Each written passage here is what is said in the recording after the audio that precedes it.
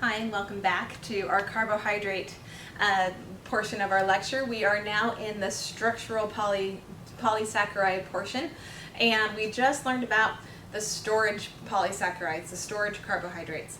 We had starch and we had glycogen. One was for plants, one was for animals, but they were all made of glucose monomers linked together to make these beautiful alpha helix shapes. Remember that glycogen was a branched alpha helical shape within our animal cells. So now we're off to structural polysaccharides. These are the carbohydrates that, you guessed it, give structure to the cell.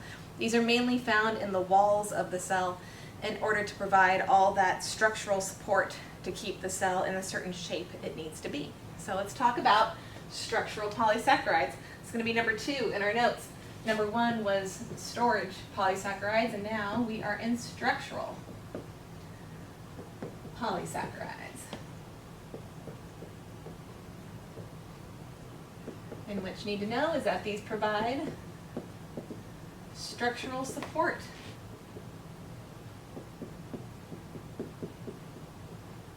to cell walls.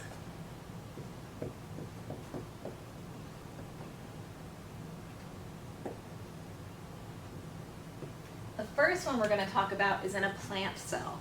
This is maybe something you've heard about before, but this one is called cellulose.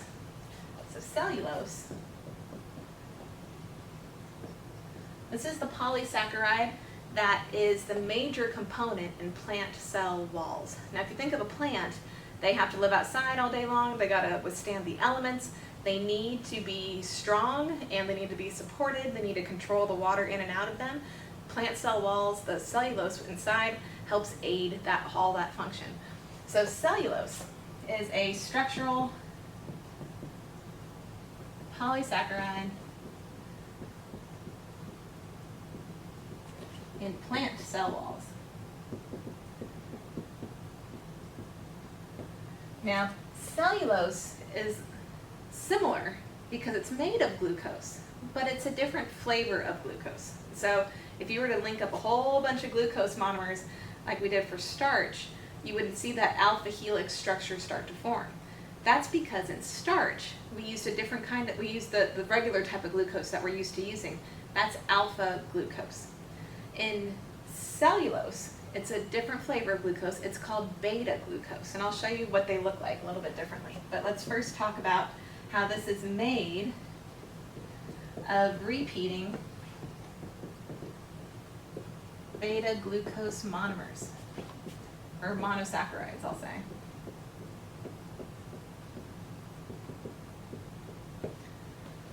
So let's compare what beta glucose looks like to alpha glucose, and you're going to see how the structure of a glucose molecule can ultimately change the structure of a polymer of it, and how the function gets affected as well.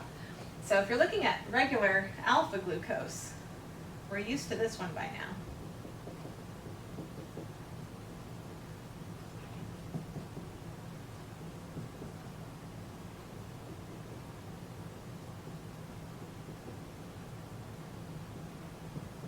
So this is alpha glucose.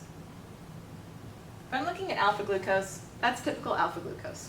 The OHs are in a certain spot, and I want you to see if you can find the difference between alpha glucose and beta glucose. So here's what beta glucose looks like.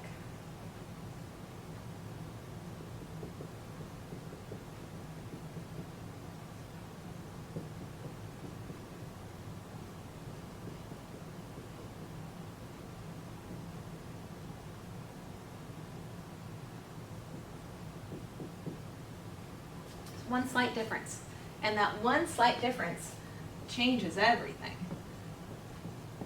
The perfect placement of things is there for a reason, because you get a different structure from it and you'll get a different function from it as well.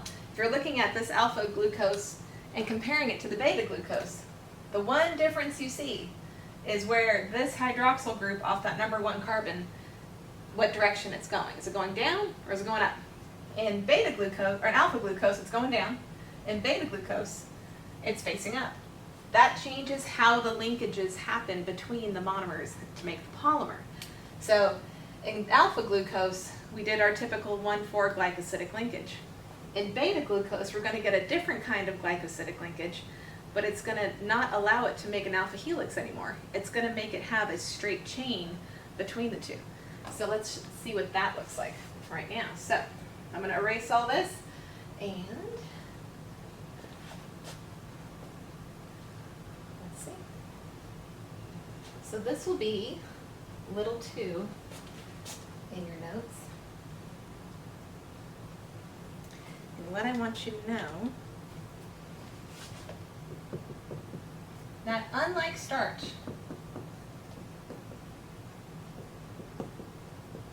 the beta glucose polymer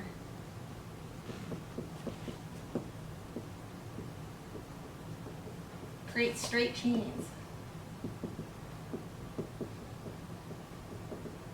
And here's what they look like.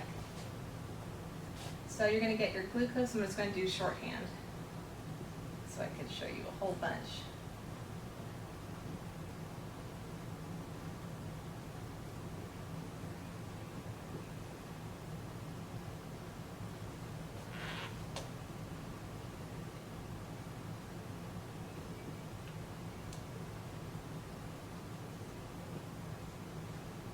Do you see what's happening here? Every other glucose gets flipped after the linkage. So in this time, I'm just doing the bare bones version of the glucose, so the beta glucose. The oxygen goes up, this oxygen, then it goes down, up, down, and that creates this nice long chain of beta glucose right there. And the other thing that happens, because you form these nice long chains, you can imagine that if I have a fiber, think of like long hair. If you have a fiber, you can actually stack these fibers on each other. And that's exactly what these things do. You have these long beta glucose polymer chains, and these polymer chains stack up on each other, and they actually get in bundles of about 80. And every bundle of 80 makes something called a microfibril. And it's, imagine if you've seen an electrical wire. The rubber tubing around an electrical wire, and you have all those copper wires on the inside.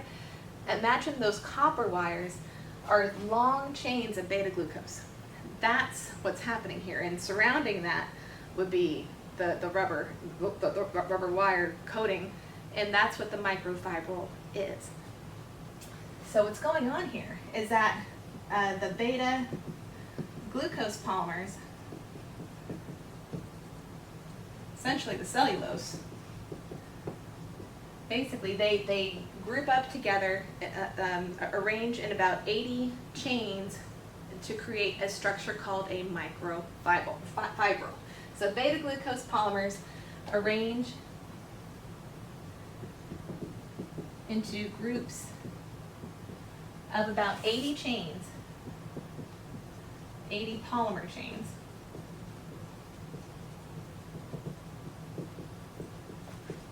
To form a structure, and this structure is in the cell wall. To form a structure in the plant cell wall,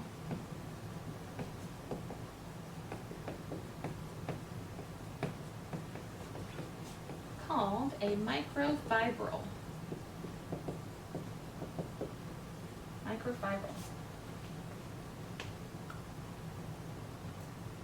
Now if I'm looking at a plant cell wall, plant cells are very geometrical. They could be rectangular, hexagonal, you name it, but they need to stack well together to make a nice sheet of cells, if you will. So if this is a typical plant cell, I made mine into a nice hexagon shape. If I'm looking at the plant cell wall, this section right here, I'm going to blow this area up. What I would see is, I'm going to erase this on top so I can draw it. I would actually see this nice long tube on the inside.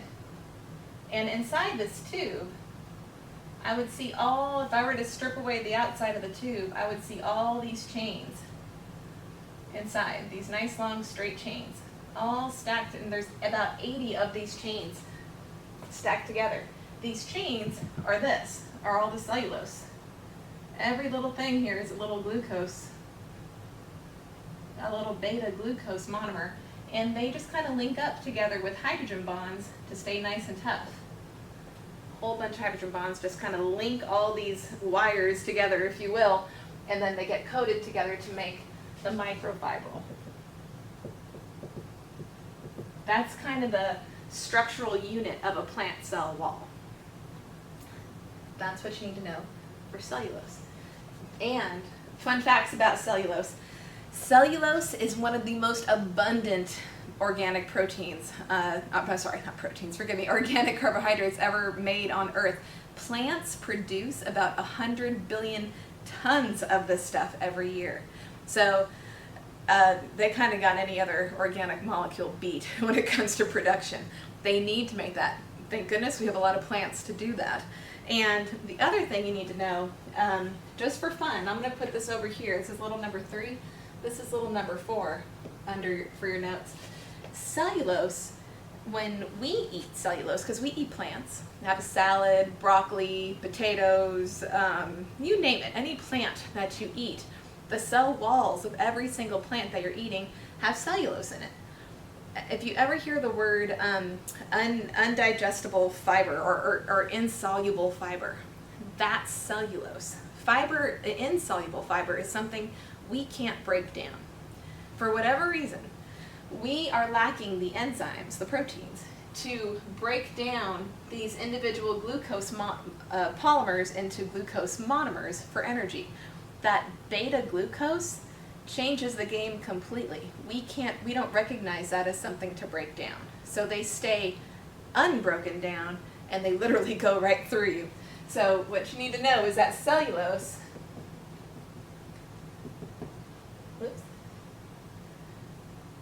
is insoluble fiber.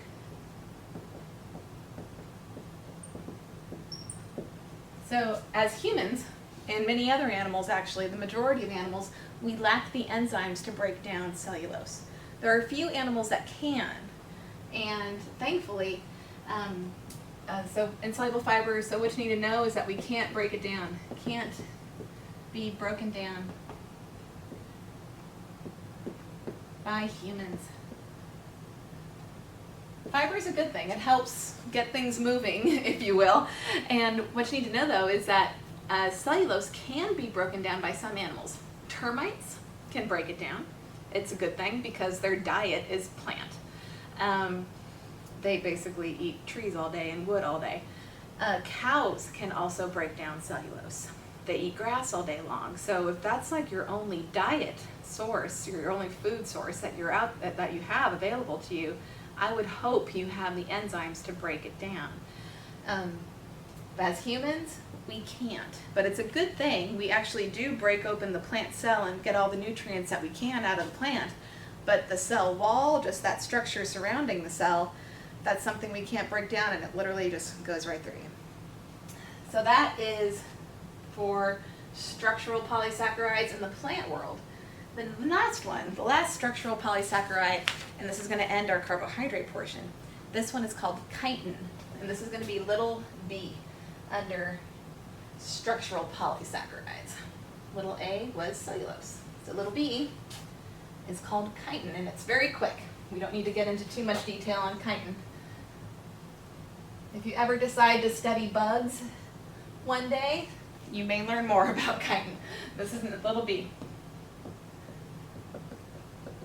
Chitin, spelled chitin. Whatever way you want to say it, I believe it's appropriately pronounced chitin.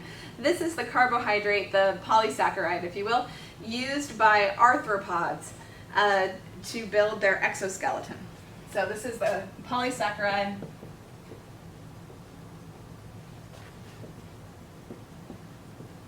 used by arthropods.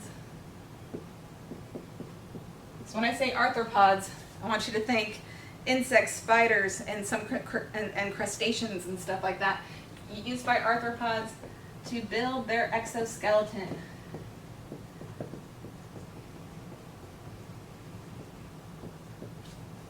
We don't have chitin, so it's all good. And that's all I really need you to know about chitin. Just so know that it's out there in the animal world, but it's mainly for the arthropod portion of the animal world. And that's where we're going to end with carbohydrates. We're going to pick it up next time with lipids. Lipids is a fun portion of our macromolecules. I'm proud of you for sticking with it.